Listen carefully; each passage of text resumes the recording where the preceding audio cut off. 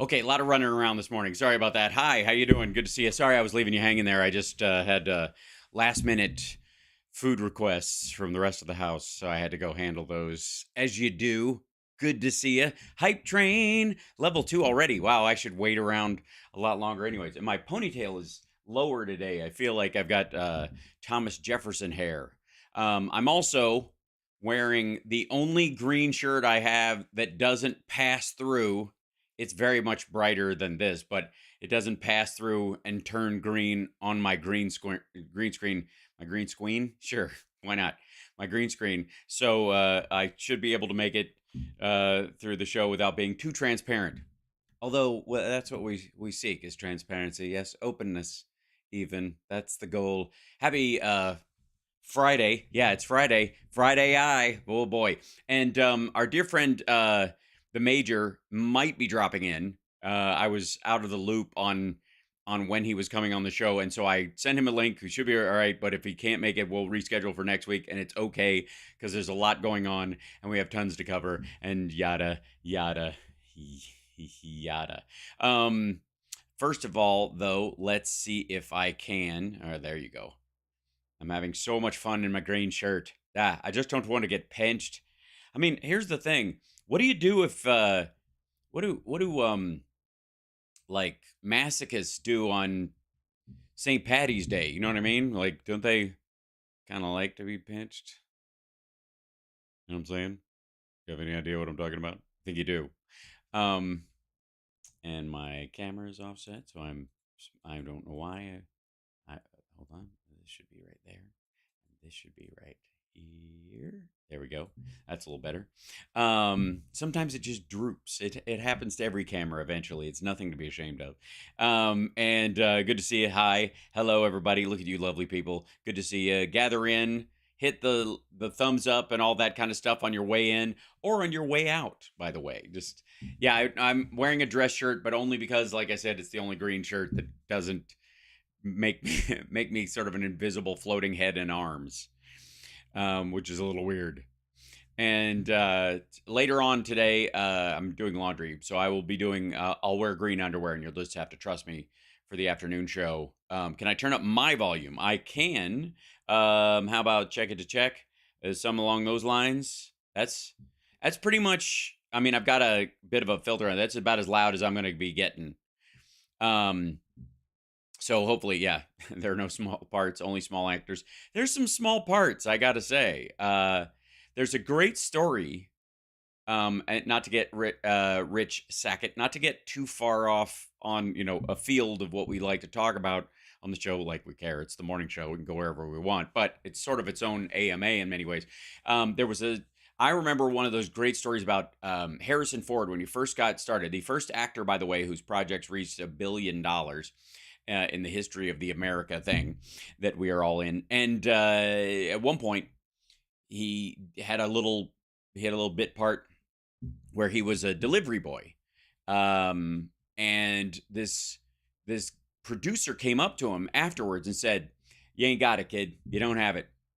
When I was starting out in this business, I want to say it was Mickey Rooney, but he goes, Mickey Rooney came in here. He's about your age, and he was playing a delivery boy, and you just looked at him and you thought that kid's a star. And Harrison Ford said, "I thought you were supposed to think he was a delivery boy," and I love that. Trump's YouTube channel was restored today. Yeah, it won't matter. Don't worry about it. Again, let me explain something too about cancel culture in all of its rare forms when it does happen. On occasion, when someone is fomenting direct violence, it's not a bad idea to take their shit down. And if they keep doing it, obviously, permanent bans, depending on what the service is, whether it's YouTube or Twitter, or who runs the place and what they actually constitute as a threat, is a valuable conversation. That aside, Trump himself has been protected very much by the mythology that somehow he's a voice of reason that nobody's listening to and they just don't take him seriously. And if you could only hear what he's saying, you would know that he was his keen insight and intellect and ability to comprehend problems using his own version of common sense, would solve everything. When in reality, the more people hear of him, especially now, the more they're like, oh, this fucking guy. And there's value to that. So I'm all for him getting his channels back and saying whatever the heck he wants. I, however, do not think the response to it and the I guess the value added that his campaign is hoping for, there is expecting to come from it, will actually be there. I don't think so. I think ultimately it's going to harm him because he can't stop. His initial appeal was can't stop, won't stop. The problem is once you get that kind of diarrhea of the mouth and you're talking such garbage, you're where a huge portion of the Republican Party, even, and the rest of the known, borderline sane world can't stand the sound of the man's voice or who he is. Once you reach that point, the more they see you, the less they like you. He's protected by the fact that a certain portion of the population will take him seriously. They will, but that's a shrinking part, Wes. That's a smaller and smaller group of people. And those folks don't strengthen or lessen their support for him, whether he's visible or not. As a matter of fact, they float on the idea that I know what he's thinking. It's a certain level of like crazy celeb stalker mentality that they have with him. That, if he's not talking at all, he's thinking about me, right? You see that with a lot of like celebrity stalkers. It's very similar. How you need to go over MTG exposing classified information about Border Patrol. Yeah, we'll talk about that in a second. Not the least of which is I covered that. Shall we jump in? Shall we look at it? Shall we? Okay, so we'll go through a bunch of this first, but we'll start with our trends. The Kennesaw State Owls and the Javier Musketeers are playing sports ball of some sort. The honey yellow versus the navy blue. Go navy blue, honey yellow. George Bush is trending. Which one though, I guess is the question. Real George Bush. I don't remember saying this. Okay. Are they just going through a bunch of him being just saying stupid shit? Like, yeah, we know. Oh, and then the dude who I think this is probably fomented about 2 days ago, the guy who threw his shoe at George Bush. Remember that when that happened? He says he has no regrets, other than his left foot being slightly chilly. I take this seriously when George Bush is arrested for crimes against humanity. Right? Yeah. Says the flat earther. Okay. Yeah, that's the shoe chucking dude. Yeah. Oh, so this is it. So everybody's doing the whataboutism with George W. Bush, right? Supreme Court Friday issued an arrest warrant for President Vladimir Putin, Russia for war crimes. Yeah. And by the way, those of us that marched against the Iraq War and were not for it and the like, and thought George Bush was the worst person to be heading the country during that shit,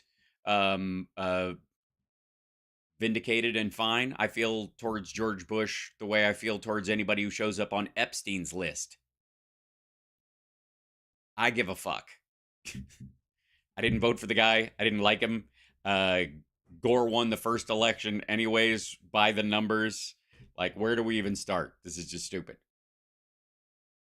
What do you expect me to jump in front of and protect George W. Bush? Also, I would like to say the hideousness of Abu Ghraib, for example, and it was indeed hideous, pales in comparison to anything that Putin is signing off on right now in Russia this moment, this very moment. And there was no 9/11. There's not even the illusion of an excuse that the Cheneys and Rumsfelds around you can use to finally pull the trigger on the bullshit that they've been planning for years.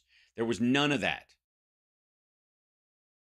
If anything, in that, if you want to play out that analogy, Ukraine would be closer to the reaction from the United States to Russia's 9/11 attack on them. I mean, it's all, none of these analogies strongly apply, but major accident in George Bush Park. Be careful and drive slow. I think that's wise around George Bush Park anyways. Yeah. Andrew, why is this Andrew Tate or Prince Andrew? Breaking, British MP Andrew Bridgen confronts Parliament, calls for an end to the boosters and full public inquiry and how every agency failed to protect the public. I was going to organize a jail visit for Tate too. Andrew Tate and his brother denied bail for the third time in Romania. Cleverly built an image of a trillionaire Lothario with legions of supporters. Everything about the facade is untrue. Source after source after source tells Rolling Stone. Major new investigation. What? Andrew Tate built an empire on bullshit. Here's the real story. Really? He's not. What can we believe in anymore, folks? If we can't believe in Andrew Tate's mythology, what truly do we have? Honestly, shall we dive into the misogynist influencer's legal team, claims he created a character to sell his gospel, but will separating fact from fiction finally bring him down. Had a plan. It was late January. He sat in a stark jail cell in a bland 4-story police structure in Bucharest. He's been there since December 29th. Andrew and his brother Tristan were escorted there, handcuffed by Romanian officers. A few hours later, Tate was arrested. He was new tweet from his official account. The Matrix sent their agents. Oh, God. Oh, the people with their, it's the Matrix, it's the Illuminati, it's the deep state establishment of the deep state are coming for me. There's the deep state.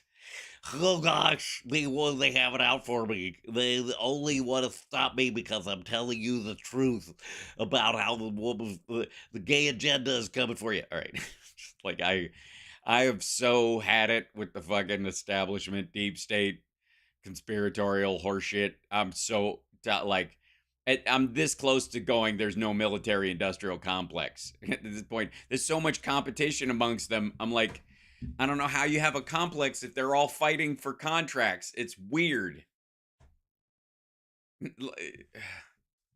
Hal, don't you know that they dividing stuff up? They have a meeting every year.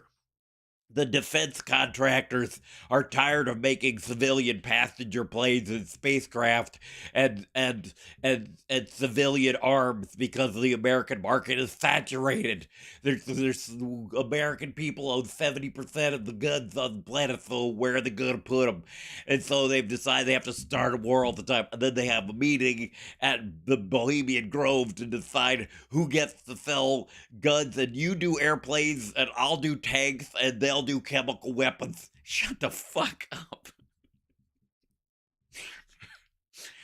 You know what I think really made it jump the shark for me is Trump's Homeland Security Industrial Complex, or whatever the fuck he called it, which is like, I'm sorry, border wall bastard says what? Oh, by the way, speaking of border wall bastards, we have to talk about Steve Bannon this morning. Border wall Bannon. Okay, so a new plan. On January 28th, he called his assistant, who patched him in a call with another associate. Tate needed supporters, women, backing him up too. He needed girlfriends and female employees to talk about what a great guy he was and how he and his brother, who was being held, were innocent. The clips that 2 of Tate's employees made had views. They're good and are hitting hard, he told the associate, according to a transcript of a wiretap phone call from jail in February. By the way, if you're in jail, they're listening to your phone calls.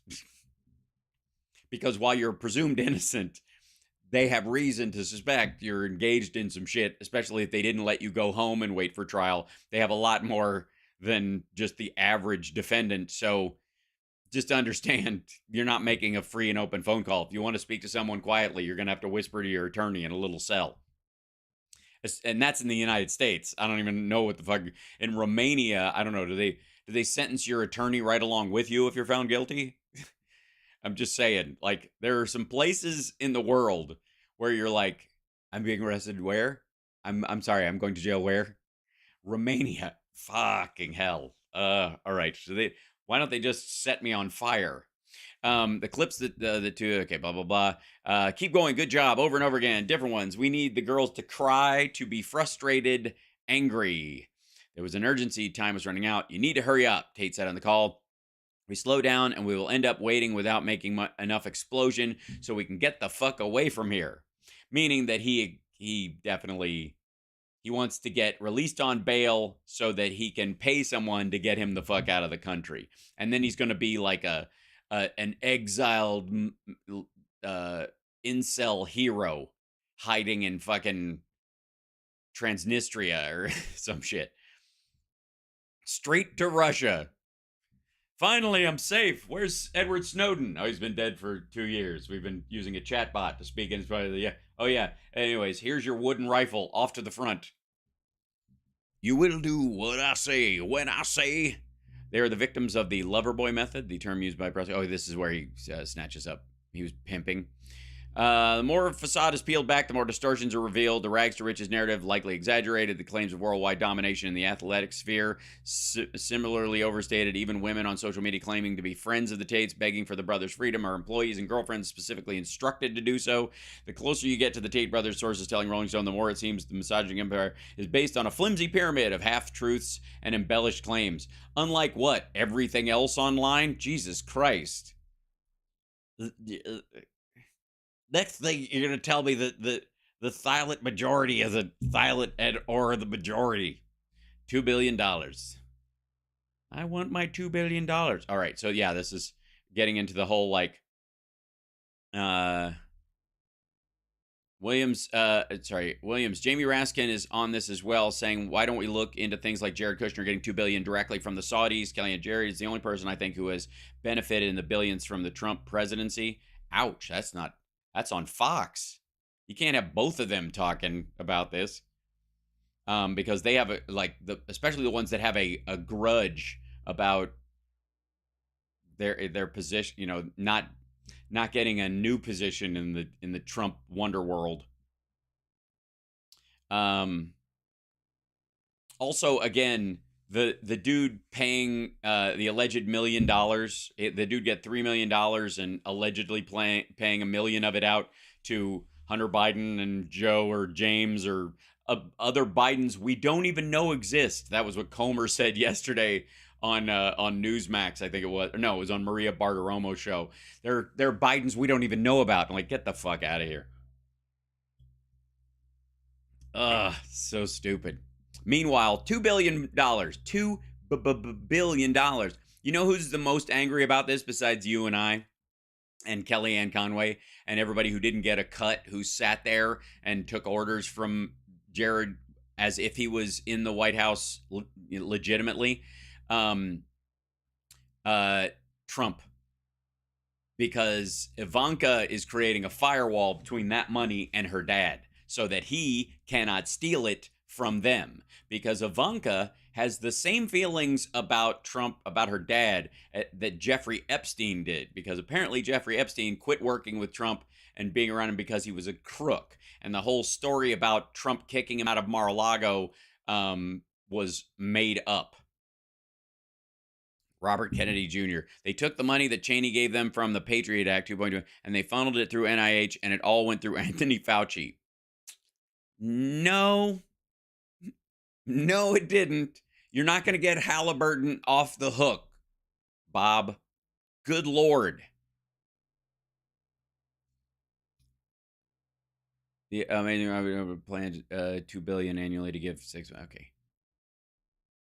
Short sellers scored $2 billion profit as regional banks plunged, of course, because they knew everybody was pulling their shit out. Yeah, he's looking a little peaked, I'm going to say. Tells Jimmy Dore they took the money that Cheney gave them, Patriot Act, yeah, and they funneled it through the NIH, and it all went to Anthony Fauci. So beginning in 2002, Anthony Fauci got 68% rise from the Pentagon for doing. The NIH did not get $2.2 fucking billion from the Patriot Act. Do you know how fucking drunk you have to be to think that's even remotely possible? Look at Jimmy. Aha! He's got his aha face. It's because look at the smile on his face. He thinks this is true. And by the way, like, zero annotations, zero footnotes, just some goofy shit. I mean, think about, Jesus Christ. Think about what goes into believing that the DOD, that Dick Cheney took all the, like, the security apparatus money that they were getting for use for the Patriot Act and put it into the National Institute for Health and chose the dude who was fighting AIDS for 2 decades as the point person to... All right. First of all, how expensive do these motherfuckers think gain of function is? Because it ain't. One of the scariest things about bioweapons, modern bioweapons being a possibility, is how fucking cheap they are to make. Especially with CRISPR-Cas9, a dude in his fucking garage could make a race-specific disease over the course. And by the way, remember those white supremacist dudes who attempted that and a bunch of them got sick like fucking 9 years ago? Because they didn't understand that they were being a little slapdash. They were like, I didn't realize, Gary, you have a black uncle. Like, that was the idea. And like, everybody does. Motherfucker, we got to be more specific. Jib. And again, most of the cheap end bioweapon stuff that people try to make, when they try to do it without a bigger lab, they'll get better at it because AI will assist in these things. It's going to get fairly scary when people start fucking around with this stuff. But in terms of like the bigger, they mostly end up killing themselves. But when it comes to NIH funding for even the lab in Wuhan, we're talking about security funding largely. Ugh, just like, and to think this is a fucking thing. I like,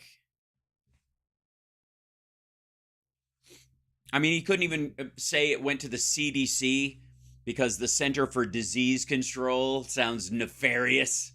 It's the Center for Controlling Diseases and making them do exactly what we want. You know, like, what the shit? Yes, ICC issues an arrest warrant for Putin. Yeah, we talked about that a second ago because everybody's doing the what about George Bush shit.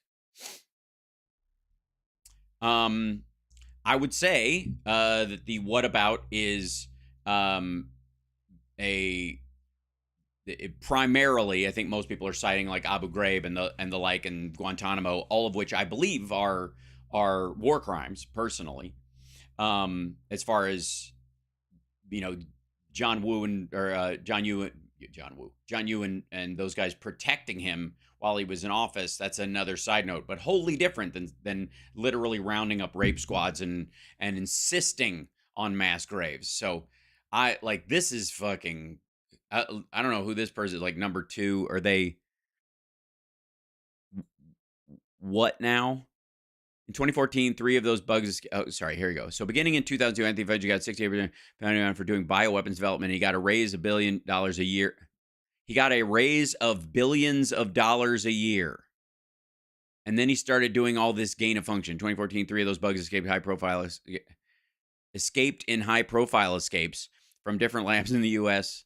Congress held hearings about it. Everyone was angry, and 300 top scientists sent letters to Obama saying, you got to shut this down, Fauci, because he's going to create a pandemic. So Obama ordered a moratorium. At the time, Fauci had 18 different gain-of-function experiments he was doing around the U.S. He instead moved his stuff offshore to Wuhan, where he could do it out of sight of the 300 scientists and nosy White House officials who were trying to shut him down. He continued to do that. People he was funding there, there's Peter Daszak, which the China show guys call Peter Balsack. They moved their operation to the Wuhan lab. You got to love beautiful oversimplification. Threat. Dr. Anthony Fauci, the top aide U.S. federal boy, has developed bioweapons for the has developed bioweapons for the Pentagon since 2002. In 2014, Obama shut down 18 of Fauci's gain-of-function experiments after lab leaks, and 300 scientists had complained about his dangerous bioweapons research. And then who? The CIA, DOD, and Fauci moved their bioweapons research to Wuhan lab after Obama shut them down. And who? Okay, first of all, Jimmy loves him some Donald Trump. Do you think he knows about our Australian? We'll deal with this later. I'm not even going to watch this clip. I want to talk about this one later. Let's do this afternoon because I want to see this shit. We'll do a deep dive into this because I will get carried away and that'll be a whole goddamn show. We're gonna go into that this afternoon. The House Park Megaworldwide this afternoon, 3:00 Pacific time. Hop on in because I'm not gonna watch that shit till then. I'm gonna freeball it as I usually do. Hello, the International Criminal Court, of course, because they just issued, as our lovely chat has pointed out, The Hague has issued an arrest warrant for Putin because he's been stealing children and murdering civilians and bombing infrastructure randomly. Great. Now where is he going to vacation? And The Hague is so nice this time of year. Finland's NATO, are they being held out because just in Turkey, to greenlight Finland's NATO membership bid, we have decided to initiate the ratification process in our parliament. Turkish President Erdogan said after meeting his Finnish counterpart, Niinisto, in Ankara. Ratification expected soon. Let's veto on Finland's NATO application. Oh, it's not a good day to be Putin. Really isn't, but he's winning, so the economy there is doing fantastic. Brian Cox, we love. Do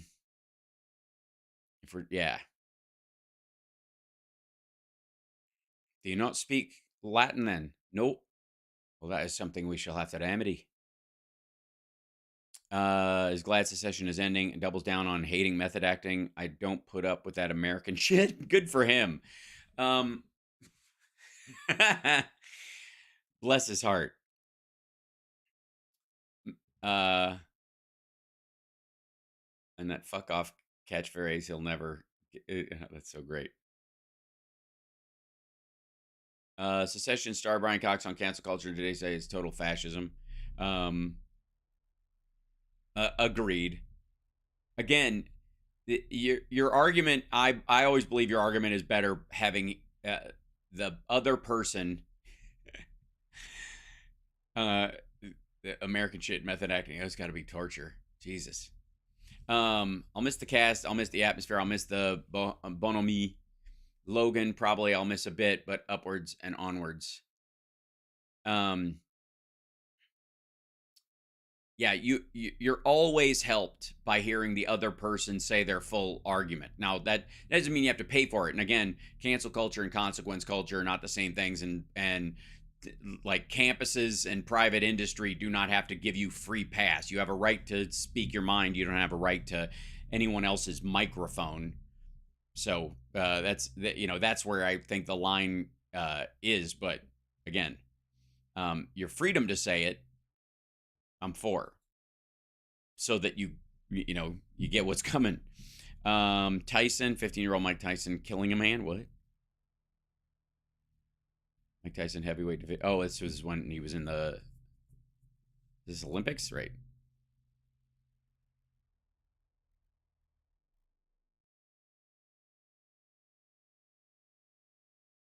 That was quick. When Mike Tyson and his former promoter Don King, they seem to have forgiven each other. Their brother just signed with Don King. Everybody comes around, I guess. Now everybody. Oh, Tyson Fury. There you go. Gets dropped by a cruiserweight. All right, fine. Blah blah blah. This is Tyson Fury and Mike Tyson, and this is word Tyson chicken. I hate when those kind of trends start because they just Rachel Devine, more than likely because people are being gross. Says changing kids' genders will soon be fully embraced. Wheels will turn on this. U.S. Secretary for Health Rachel Levine promised that medically changing kids' genders will soon be normalized as I'm sure they're taking what she said out of context, but that's fine and exaggerated. Okay, fully embraced by the American people. Yeah, exactly. Fully embraced by the American people. She thinks socially people are going to come around to it because they'll understand. And again, there's a difference between people who are genuinely trans and the help that they need, and people who get, you know, swept up or confused or any of that kind of stuff. And it's important for actual trans people that those people are weeded out, because right now they're facing the detransitioner crowd, which is a lot of people who arguably aren't really trans and found out the hard way. And as you do this with kids, it's going to be a bigger thing. It's a much bigger conversation for another time. The Saudis, of course, this is again to the $2 billion that went to Jared, and of course the slave labor there, and how like they're all. Let's see, Saudi Arabia no longer has a break-even price for oil. Finance Minister Mohammed Al Jadaan says. Told me 35% of the kingdom's capital expenditure is already covered by non-oil revenue. Yeah, they're moving out of the oil business. That's, I mean, part of the reason they made this deal that Iraq brokered and China hosted them doing the signing, which was just literally PR in terms of that deal, is because they need the tourists. Saudi Arabia's running out of oil. I've been talking about this for a long time. Look great in that shirt. Makes your brown eyes. Oh, thanks. That's very sweet, Water Goddess. I would wear green more often, but the show, you know, because I have a green screen, I'll have to, one of these days when I have a real studio, I'll just have a wall that looks like this. It'll be great. But until then, yeah.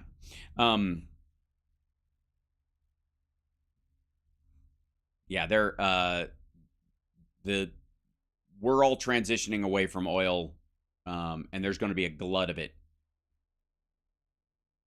Saudi Arabia's oil can detach itself from oil by 2030. Economy Minister Faisal Al-Ibrahim said CNBC. Can you imagine that? Listen. Think about what that is right now. Please consider this conversation. Wrap your fucking head around the idea that Saudi Arabia is announcing to the world in every business forum it possibly can that oil will not be the most important thing about the country by 2030. Now, why would they say that now instead of the full transition, you know, just kind of starting, like announcing the other shit that they have going forward, just saying we're getting off oil as opposed to getting on with technology and those kind of things? Why? Because of investor flight and blood in the water. One of the reasons they have to also make this deal with Iran is because they're not as strong as they used to be, and they're afraid that America won't put up with their shit anymore. Let's see. Her family in Saudi Arabia having been deceived by fixers they hired and forcibly detransitioned. She wrote in a letter. Saudi woman's detransitioning suicide note leaves her. Oh, good Lord. Let's see. Williams. Okay, this is that thing we saw before. No more money for Credit Suisse. That's what Saudi National Bank chairman said when asked about assistance for the troubled lender. So they've given them some. Right. Prince of Saudi Arabia, Turkey, Ibn Faisal Al Saud. There have been no sanctions against Israel for its aggression against the Arab world since 1967. At the same time, when the situation in Ukraine arose, Western countries immediately imposed all kinds of sanctions against Russia. This is interesting as a conversation note from the folks that are constantly shitting on Israel about this, but refuse to say anything about Russia's obvious imperialistic aims in Ukraine. That the only difference between the actions morally in the case that these folks are making between Russia and what Russia's doing to the Ukrainians, what Israel's doing to the Palestinians, is that the Israelis are largely Jewish. And if you have a problem with a group of people doing one thing and you don't have a problem with another group of people doing the same thing, then clearly you have a problem with the group of people. Hence anti-Semitism. There you have it. Saudi Arabia is importing huge amounts of diesel from Russia despite producing more than enough of its own. Are they, though? Are they producing plenty? They're also reselling it because they need the cash. They've got the boats, they've got the transport, so they can actually take this stuff and sell it to other people. Anyways, get Phil on. We'll talk to Phil on Wednesday for sure. By the way, Monday, no morning show because I'm traveling that day, but I will have an afternoon show if I can make it in time. So wish me luck. You're a bitch Irish, are you? Get them both, I say. Yeah, I would agree. I think both are engaged in some really shitty stuff and should stop. Saudi trans woman Eden Knight takes her own life after being forced to detransition. Fuck. Ugh. If if the U.S. had invaded Saudi Arabia instead of Iraq, Jesus Christ. I mean, and that's from an account called Socialist Bunny.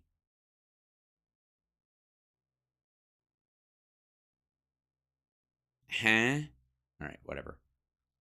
Yeah, the Saudis are oil poor and they're running out of cash like crazy, and so because they've got a jump start on everybody else because of all this stuff, and they don't have an enormous population, and they have access to slave labor.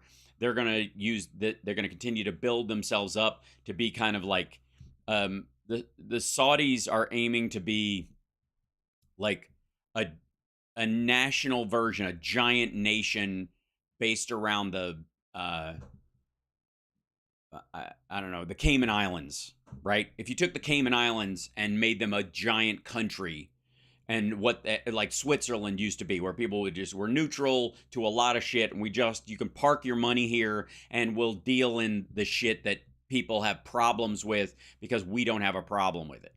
We will allow for um, you to trade arms and people and all kinds of shit, and we'll use AI to farm whatever crypto we use as our main under the table money system of choice. U2 SOS 40, is that a new U2 record? Hashtag US, no. Yep. Songs of Surrender. Oh, I see. Is it 40 years old? Is that what we're doing? No. With this reimagining, we thought it would be fun to see intimacy as a new approach. That intimacy would be the new punk rock, as it were. Songs of Surrender. 40 songs reimagined and re-recorded. So their songs, okay, so they're getting around their old deal. A sort of homecoming.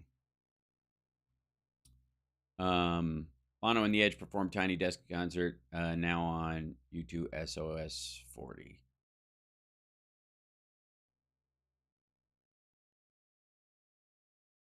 Reimagined by you. 40 artists and creators across the globe were commissioned by the band to create a video piece for each track of Songs of Surrender. Save this YouTube playlist, see them as they drop. Cool. I remember when Kiss farmed out their video for Unholy, and I was shooting mine when they already had picked a winner because I was late, because I was filming my own sketch comedy pilot, and I was like, oh, they're doing that. I'll do it tonight. Never been the biggest U2 fan, but never had a problem with it either. You know who's a huge U2 fan? Bobcat Goldthwait. I love him. They like move me in a way that other things just don't. Iranians are trending, just in general. This video reveals how Iranians despise their government regime. However, it's not quite clear why they all speak in French and why the Eiffel Tower appears in the background. What? Huh? Oh, I see. People are trying to use footage of other stuff. Okay. Don't let anyone tell you the Iranian Revolution is over. The regime is trying harder than ever to suppress the internet across areas like okay. Yep. Seem to convince the West to do more to help Iranians circumvent the internet restrictions. And to raise funds to support striking workers, believing labor unrest would paralyze the system. Yeah. Well, I don't know if he knows this, but that's the goal of the Russians right now. They're pushing for labor unrest everywhere. Not because it's one of those things where like the labor movements in any country always have a principled gripe, reasonable most of the time, because it's an ongoing tug and pull between employers and employees and unions and union busters and right to work and blah blah blah. That fight's always ongoing, right? So it's very easy to tip one direction into fighting in the streets, and they've been doing it in France like crazy. Like France has had, I think this is the fourth. Like they raised the, I mean, obviously, when Macron raised the, let's see, this is London. Your Iranians are being beaten up, not by far right gangs, but by Iranians. Iranians are beating Iranians in the street.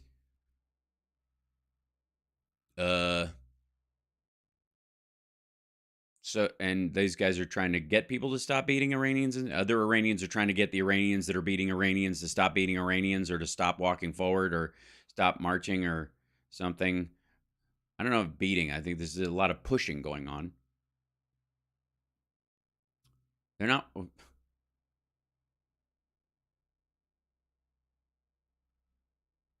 Yeah, there seems to be a lot of like little dust up fights breaking out, and then other people rushing in to kind of stop it. Because that's how deportations start. Here's Mick Wallace, the guy who's like, why can't we just let the Ukrainians die? Why can't we just let the mullahs in Iran? Let's see. If I was in Iran, I too would be on the streets protesting, looking for separation of church and state. I'd also be protesting against foreign interference from the U.S. Would you at the same time? How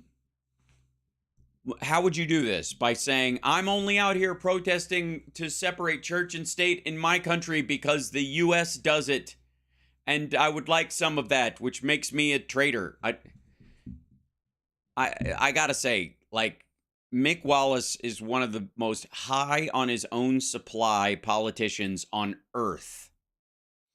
Israel, who are working for regime change, U.S. and Israel, who are working for regime change. And if we care about Iranians, let's stop killing them with sanctions.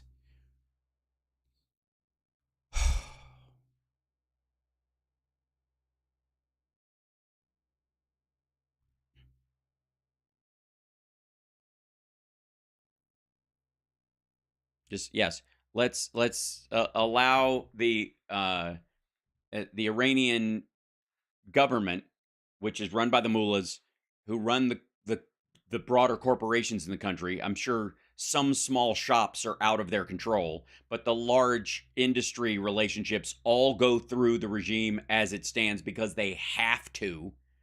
So let's stop the sanctions so that those guys can get a big influx of cash and weaponize it against their own people, because they just made a deal with China to buy up a bunch of security material so that they can put cameras on every street corner so they can shut down any protest as it happens, because that, more than any other thing, is what the Iranians and the Saudis look to China for.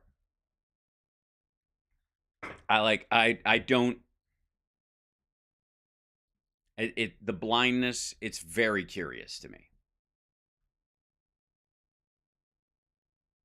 Why Persian New Year, a joyous time for Iranians, is anything but this year. A woman in Tehran says she used to love Nowruz, but everything is sadness on many fronts, high cost of living, loss of so many young people. My heart is with mothers who lost their youth.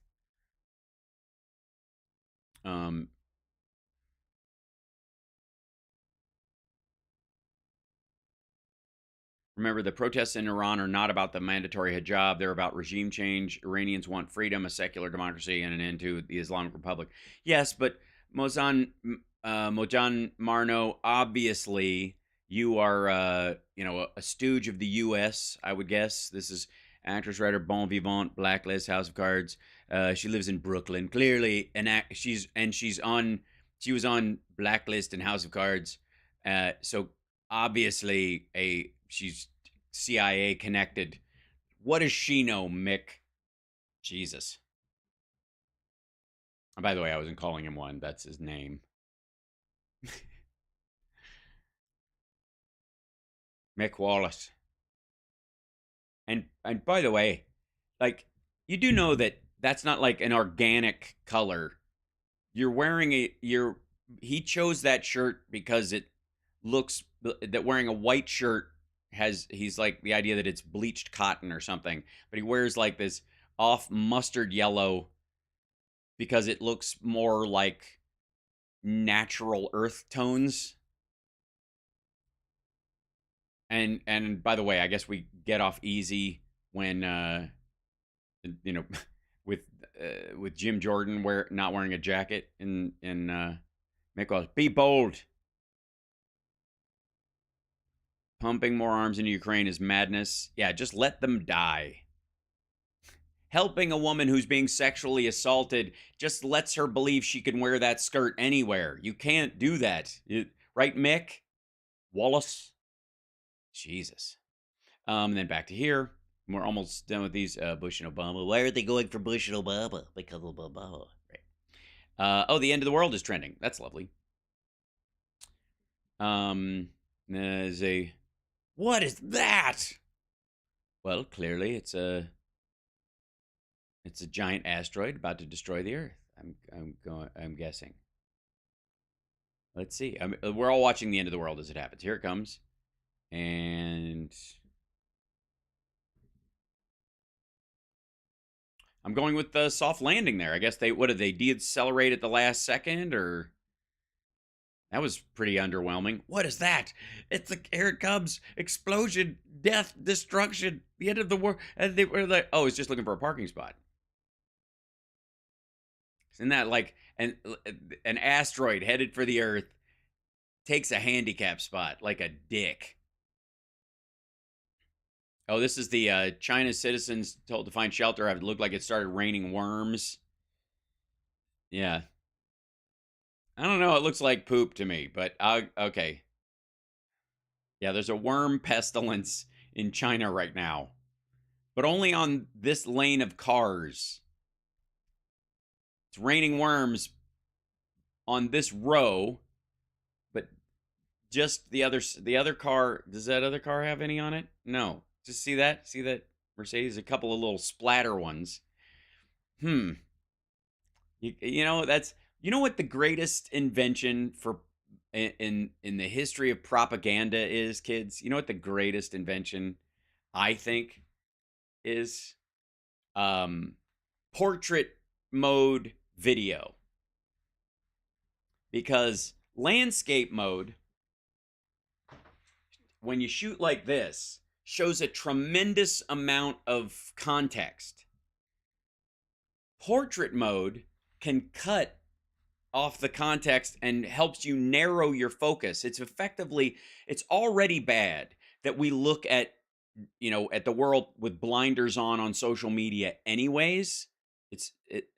On top of that, hold on, let me make sure I'm not, if our dear friend does try to jump in, I don't lose him. On top of that, they narrow the visual even more.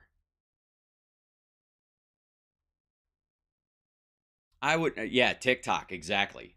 There's a reason why TikTok and Instagram stories and the like are narrowing their focus like this, as opposed to going landscape where you would scroll up and look at something. Get some coffee there, 5 eggs and ham. I'm getting hungry myself. Chewing edibles, Hal? Chewing edibles.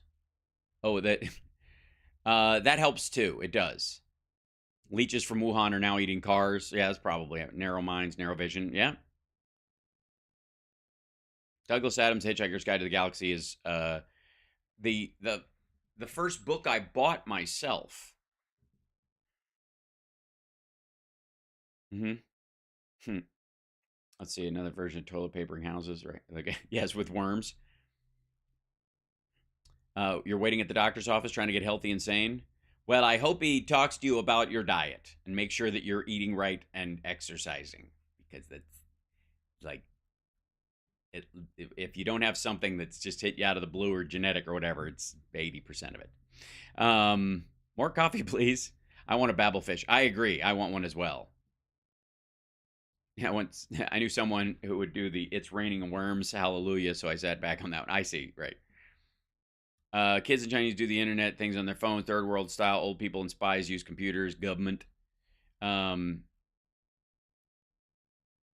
we ever find out why Trump said kidney? Yeah, I mean, it was some piece of legislation that was dealing with kidney disease or some shit that passed through while he was there, as if he had a piece of it. He's just like, add it to the fucking list of, things that he wants to pat himself on the back for, like the VA Choice Act of 2014. So, the kidney.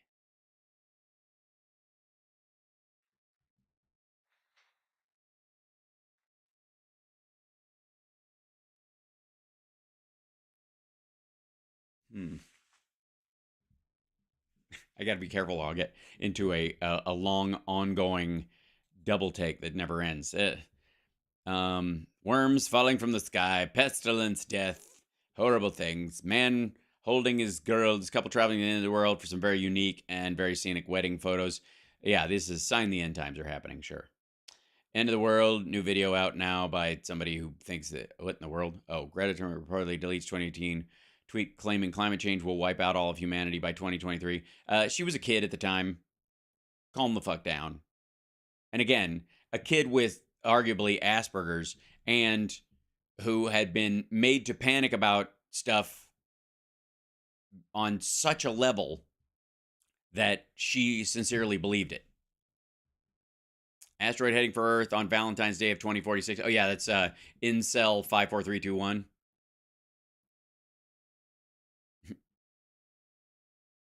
The year 2046 has repeatedly been predicted as the end of the world. No, it hasn't. The fuck out of here. 2046 is the new 2012. Shut the fuck up. Some have even suggested recent events with COVID, restriction of movement, climate change, vax passports, etc., are preparations by the establishment for this very outcome. Well, first of all, hi, stupid. God damn, this is dumb. This is great to deal with it. It's so rare that we get one of these in the wild so that we can see it in its natural habitat of stupidity. Okay, first of all, you can't prepare for the end of the world. It's fucking over. Like, what do you think they're going to do? Stand out there with a fucking badminton racket with the Illuminati symbol on it and just go, like, we're going to make it. You guys are fucked. Also, what difference does it make if they like, I don't even know what the fucking plan is here. So they're going to depopulate the Earth because by the time the asteroid comes, it's going to kill everybody anyways. So what, they want everybody to just die a soft death 20 years earlier so that they don't have to go through choking on their own mucus, drowning in their own fluids because the sky is full of ash. What are you talking about? I don't understand. Have they convinced themselves that only 150,000 people can survive this fucking thing, so they're digging a giant hole in the earth and they're all going to live in it, and they know they don't have enough resources for everybody, and other people will storm in and steal all their bunker batter, and which sounds dirty, actually, now that I think about it. But they're going to storm in there and try to take it from them, so they got to kill everybody and wall it off so that when the asteroid comes, they can live underground like the fucking Eloy in the Time Machine. What? Yeah, exactly. And good luck with the flood. Exactly. That's my favorite thing about preppers. You know, somebody's knocking on the door. It's not someone knocking. That's the water. That's logs floating in the water. Sure is damp in here. Is it me or whatever? Hey, no, look, the pancake batter's getting wet. We're not going to be able to. We should have built a treehouse. Yeah, Mr. President, we cannot have a mine shaft gap. You just wait in there until Bucky calls you up and says gets ready to blast off or whatever that was. How these people think Left Behind is going to happen. Yeah, but even then, like, if you think Left Behind is going to happen, then it's all in God's hands. This is a religious thing. You can't stop it. As a matter of fact, for the devil to be bound for 1,000 years, it all has to happen. It's prophesied. You can't interrupt the fucking prophecy. You can't stop it, and you can only participate in it by going into it willingly. So the idea is that these motherfuckers ought to go out, if they're like, yep, the asteroid's coming, should just, I guess, take off all their clothes and stand out there and wait to give it a hug, because what are you going to do? Tell God to fuck off? You weren't done having lunch yet? If you believe that shit, you got to believe that shit. And if you believe that shit, I have a few questions. If it's okay. I just, there's an element that I would just say requires perhaps a bit of massaging of the idea, especially this. Like, think about what this asshole typed this. The year 2046 has been repeatedly predicted as the end of the world. Some have even suggested, yes, what is that? Some have even suggested there are 8 billion people on the on the earth. What? Look at this. All right, hold on. Chemist, British. The war is not meant to be won, is meant to be continued. Check out Digging Deeper TNT. So this guy has his own TNT radio. So he's got a radio show / podcast .live. So that's what we're doing. Wolfsned. Why do some British names cause choking? Yes, these people don't even know the world is coming to an end. They're not even aware. Look at these people walking by and dressed all fancy and yeah. The government narrative of safe and effective is in tatters. Andrew Bridgen on the empty House of Commons. That happens all the time, though. They put stuff in the record. Response to a statement on vaccines and vaccine injuries is as dishonest as it is criminal. It's terrible. Yes, they're trying to. Oh, and he's copying the Twitter files. This is the newest one. The Great Twitter Lie Machine. Stanford, the Virality Project, and censorship of true stories. This is the whole. Yeah, this guy posted it then. We saw this because they posted this, the first part of this anyways. The beginning. Okay, here we go. The release of Dr. Anthony Fauci's spring 2020 emails has been used to exacerbate distrust in Dr. Fauci, increase distrust in Fauci's expert guidance. From the Virality Project Weekly. Used to exacerbate distrust in, okay. Discussion of Fauci's emails also spread in Chinese on Telegram. The networks are keen to foment increased distrust of Fauci's expert guidance. And yes, we know this. This is true. Reports on vaccinated individuals contracting COVID-19 anyway. Natural immunity suggests COVID-19 leaked from a lab. Even worrisome jokes. Oh, I see. These are the things they were trying to get kicked off. He's not even... Number one, okay, that's a picture. Number two is... he's just releasing stuff without comment at this point. To start with. Okay, so he's basically recognized, I think, at this point, Matt Taibbi has recognized that his commentary on stuff is completely useless because he's lost any credibility. So what he's trying to do right now is drop, disinfo bombs that other people can just retweet without his shit attached to it. Reports of vaccinated individual contracting COVID-19 anyway. Okay, this released under the Freedom Amendment. The conversation is interpreted to suggest that the coronavirus may have leaked from a lab.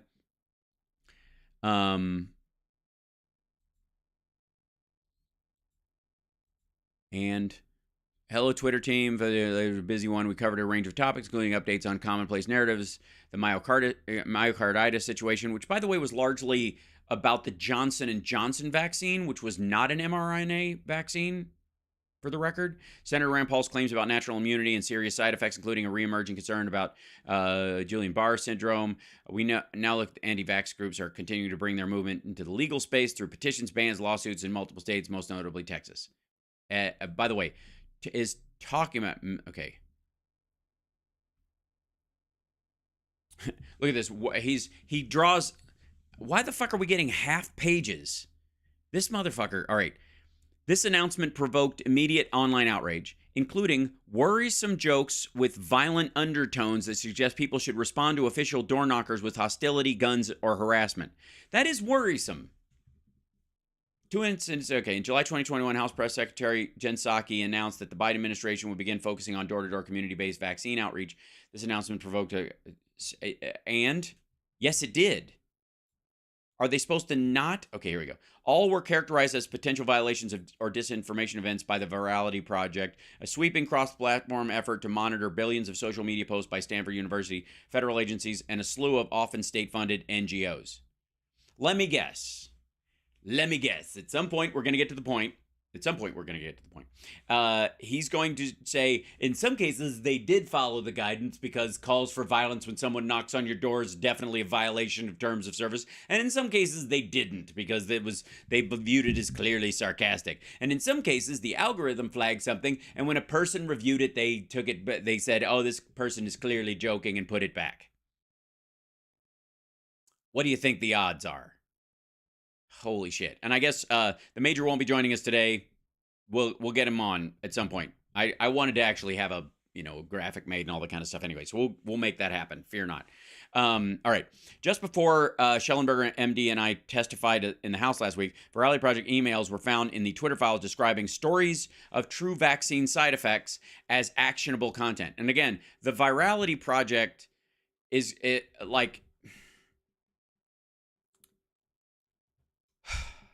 privately, all kinds of people sprayed their 2 cents all over the vaccine conversation and the COVID conversation.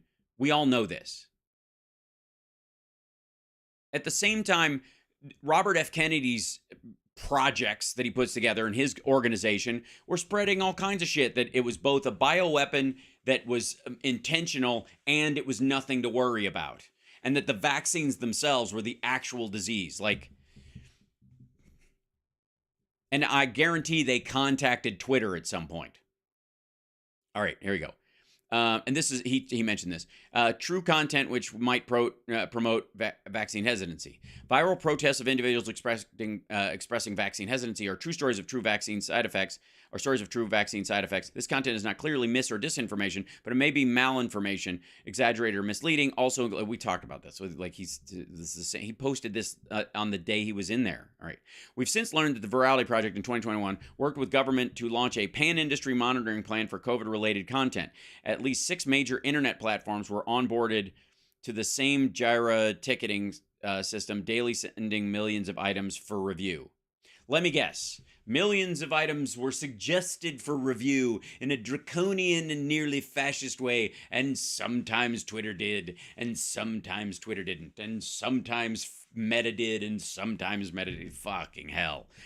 Though the Virality Project reviewed content on a mass scale for Twitter, Google, YouTube, Facebook, Instagram, Medium, TikTok, and Pinterest, it knowingly targeted true material and legitimate political opinion while often being factually wrong itself. Okay.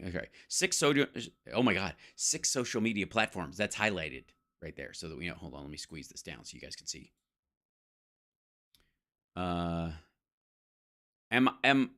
Is it just me, or is this a bunch of ham-handed bullshit?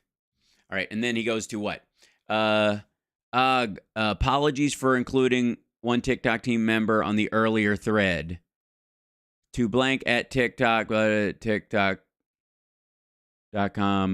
Please find attached the latest weekly from the Virality Project. This week, the team focused on foreign state-driven conversations about vaccine passports, vaccine hesitancy, and expressed by NBA players, narratives around the efficacy of the vaccine and COVID-19 survivors, conspiracy theories about mRNA vaccines, and accusations of tech censorship alongside several other ongoing items. We also have begun our ongoing monitoring of Spanish and Mandarin narratives highlighted in our non-English content sections as we look to make this briefing more valuable to our platform partners. Please let us know.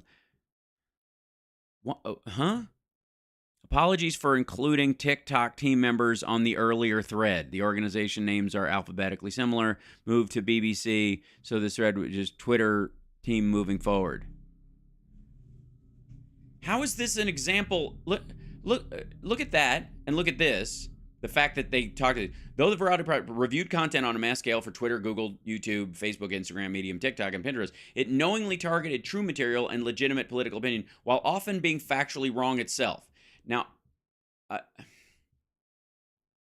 where's the factually wrong itself? Like these should be examples. If that's the final thought in this, these should both be examples of it being wrong itself. Okay, this story is important for 2 reasons. It's not. That if you have to say it's important, you know it's not. One, as Orwellian proof of concept, the Virality Project was a smash success. Government, academia, and often oligopoly, the oligarchs-opoly of would-be corporate competitors organize.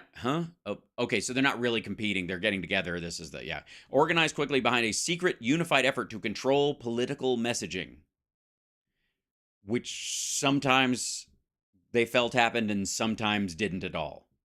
2, it accelerated the evolution of digital censorship, moving it from judging truth untruth to a new, scarier model openly focused on political narrative at the expense of fact. No. This, you can take a fact, for example.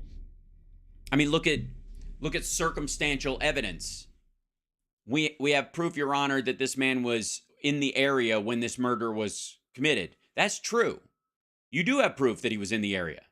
Doesn't mean he killed the person, but this proximity to somebody who died that he knew that he didn't like might be enough for people to take that true statement and draw an untrue conclusion from it. But let's be honest, Matt Taibbi has never heard of anything like that ever happening, ever. By the way, hi chat room. I just want to say hi. The Twitter files, I have to say, get lamer every fucking time. In the beginning there was nothing, and from the nothingness came the Lord, and the Lord said, let there be light, and there was still nothing, but now you could see it. On February 5th, 2021, just after Joe Biden took office, Stanford wrote to Twitter to discuss the Virality Project. By the 17th, Twitter agreed to join and got its first weekly report on anti-vax disinformation, which contains numerous true stories. The same JIRA system. Okay, such as, all right, this is them signing up. Hi, Twitter. Hey, I want to follow up at the end of last year when we introduced the work that the Stanford team was working on. Is it true that they use these? Yes. In collaboration with Graphica and internet, conducting monitoring across 7 internet factions, and we have identified the space. Now that the partnership is underway, we'd love to open up this conversation again to understand how great with Twitter team and its work. Same JIRA system for the EIP is up and running. The idea that they use a system to monitor or outsource even their ability to monitor disinformation, misinformation, and foreign influence on social media in the United States is not news. You would be stupid not to if you want to keep your site fucking functioning. If you don't believe me, look how many times there have been like a barrage of like Chinese human trafficking ads on Twitter in threads just because they just don't give a fuck anymore to look. February 22nd, 2021, Stanford welcomed Twitter veterans like Yoel Roth and Brian Clark, instructing them how to join the group JIRA system. You can watch their friendly welcome video here. Again, not fucking news. March 2nd. We're beginning to ramp up our notification process to the platforms. In addition, top 7 platforms, visibility, alternative platforms, Gab, Parler, Telegram, Getter, near total surveillance of the social media. Near total surveillance of the social media landscape. No, it isn't. Surveillance would mean that they're looking at the DMs. Surveillance would mean that they're looking at the, they're looking at people through fucking binoculars when the people think they're not being looked at. This is social media. These are public fucking posts. If you want to talk about people's private information getting stolen or sold or dumped, take a fucking look at Parler with their 70 terabytes of user data being dumped on the internet. And by the way, have we seen anything other than they used a service yet? Okay, but we'll get there, I'm sure. Through July of 2020, Twitter's internal guidance on COVID-19 required story be demonstrably false or contain an assertion of fact to be action, but the Virality Project, in partnership with the CDC, pushed different standards. Is it demonstrably false or misleading? There are 3 things to consider. Information that is significantly altered, manipulated, doctored, or fabricated, claims that it presents. Okay, that's what it's supposed to be. They said, is it advancing a claim of fact regarding COVID-19? There are 3 things to consider. Strong commentary, opinions, or other satire are not subject to this policy. For a tweet to qualify as misleading claim, it must be an assertion of fact, not an opinion, expressed definitely and intended to be yeah. Was that the Twitter rules? This dude fucking can't write. What would you take from that tweet versus that thing? Everybody, you would take that this is the Virality Project pushing different standards. These are their standards. That's in fact, I believe these are, if I'm looking at stuff correctly, this is Twitter's internal guidance on this. So they're either referencing it in their paper and he's thinking it's the Virality Project, or he's putting these in there and then hoping that the next one, the VP told Twitter that true stories that could fuel hesitancy, including things like celebrity deaths after vaccine or the closure of Central New York School due to reports of post-vaccine illness, should be considered standard vaccine misinformation on your platform. Standard vaccine misinformation on your platform. The default posts on your platform spreading clearly false. Known repeat offenders. People do true content which might promote vaccine hesitancy. This is what they're suggesting. Did Twitter do it? And if they didn't do it, this is not a story. In one email to Twitter, VP addressed what it called the vaccine passport narrative, saying concerns over such programs have driven a large anti-vaccination narrative about the loss of rights and freedoms. This was framed as a misinformation event. Concerns over vaccination records have been a focus of online vaccine conversation and have driven a larger anti-vaccine narrative about the loss of rights and freedoms. We expect the vaccine passport debate to continue as a key talking point, especially bringing the anti-vax community with the right-wing media sphere. This briefing, along with the previous future briefings, can all be found on the PDFs on their website. See attached for the latest viral briefing, as well as biweekly platform escalations here. This week, we focused on backlash to Krispy Kreme vaccine promotion among the right-wing and anti-vax users, spiking COVID-19 cases used to cast doubt on vaccine hesitancy, and an online event from anti-vax and QAnon individuals.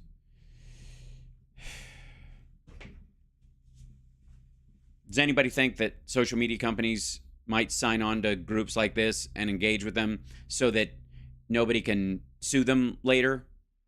So they go, we were engaging with all these different people. We had different opinions about things, but we were regularly informed, and we had a myriad of voices to listen to, blah, blah, blah, blah, blah. March 2021, Twitter personnel were aping VP language, describing campaigns against vaccine passports, fear of mandatory immunizations, misuse of official reporting tools, and potential violations, which they would have seen without the Virality Project aping it. Did anybody on Twitter not see that shit in March of 2021? Especially from right-wingers? Yeah, you think they had to be on that fucking chain to see any of that nonsense? Good Lord. It's just so lazy. This echoed a report to Twitter by the Global Engagement Center, RE Russia-linked account. While accounts post legitimate and accurate COVID-19 updates, it posts content that attacks Italian politicians, the EU, and the United States. Right, because that's the goal. Is like a hook is no good unless it has a worm on it.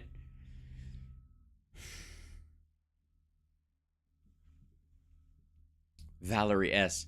By the way, in this case, this Valerie S.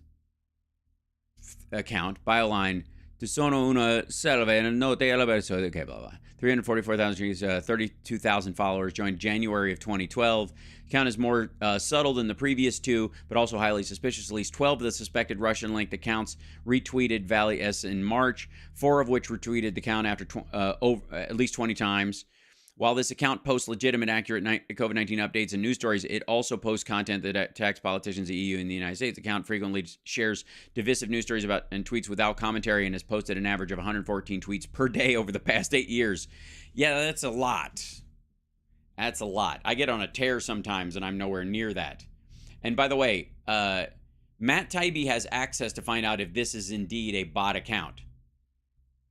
That same GEC report found that Twitter files identified former Italian Prime Minister Giuseppe Conte and former Italian Democratic Party Secretary Nicola Zingaretti, who's been compared to Bernie Sanders, as highly connective accounts in a Russian-linked network. Not him, us. Okay, that's him. He's on the Jacobin, right? That's his account. We know he exists. That's that account. We know it exists. Why would you not, in this situation, why would you not show us the GEC report that says that they're linked? I know they have Twitter accounts, and that they get boosts from Russian sources. Help pioneer gauging disinformation by audience response. If the post-vaccine death of a black woman named Dreen Keys in Virginia went unnoticed, inspired mostly anti-vax comments on local media, it became a disinformation event. The death of Dreen Keys, an elderly black woman after receiving the Pfizer vaccine in Virginia, has received attention in anti-vax groups, along reporting of local news outlets. The story, with the headline, "Gloucester Grandmother Dies Within Hours of Receiving COVID Vaccine," has received over 14,000 interactions. The majority of the top comments of the story are anti-vaccine. Right. This woman really died, but they're taking her death and attributing causation as opposed to correlation based on what they see, which is a form of mis or disinformation, depending on your intent. Let's just go through the rest of this, because I mean, Jesus, how long is this shit? All right. We're just asking questions. Was a tactic commonly used by spreaders of misinformation. Exactly, especially when they assert statements. I'm just asking questions. Like, that's the entire Tucker Carlson model. And to be so fucking, like, faux gullible about that shit is tiresome. almost always reportable. It encouraged platforms to target people, not posts, using Minority Report style pre-crime logic. Describing repeat offenders like Robert Kennedy Jr., it spoke of a large volume of content that is almost always reportable. Right. Because he's full of shit. VP is repeatedly extravagantly wrong in one email to Twitter on misinformation. It spoke of wanting to hone in on an increasingly popular narrative about natural immunity. None of the ongoing tactics and themes, including an increasingly popular narrative around natural immunity and magnet videos seeping from English into other languages, also followed. I'm sorry. What would be the increasingly popular narrative around natural immunity and the idea that you should just ride it out? Because there's a huge difference between people who have natural immunity because they had it and survived it and other people going, I'll get through it, which is the problem with that conversation. It killed a lot of rednecks. It killed a lot of red voters. This is how the maggots that died unnecessarily died. They had just like measles parties. Describe breakthrough infections as extremely rare events that should not be inferred that the vaccines are ineffective. They're very effective at keeping you out of the hospital. So Medical Freedom Facebook pages and anti-vax activists have seized this data to suggest the vaccines are ineffective. Many of the comments on these also call the vaccine a con and poison. I don't know, why doesn't he highlight that line? 5,800 breakthrough cases in how many millions of people? Right.